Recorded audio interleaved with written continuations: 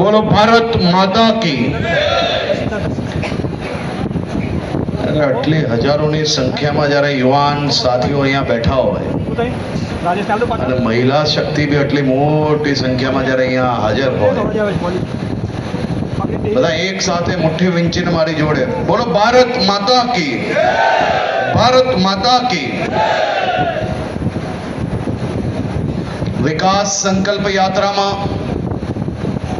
આજે આપની સૌની વચ્ચે ઉપસ્થિત આ જિલ્લા માટે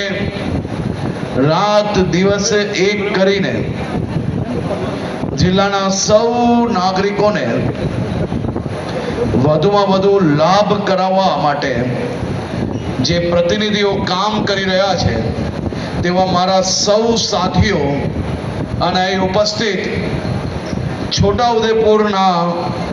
સૌ નાગરિકોને હું બે હાથ જોડીને વંદન કરું છું, આપ સૌને અભિનંદન આપું છું।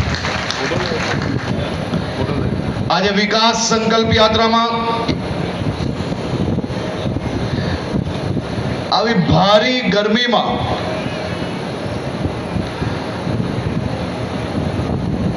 અહીં ઉપસ્થિત હજારો લોકોને જ્યારે જોયા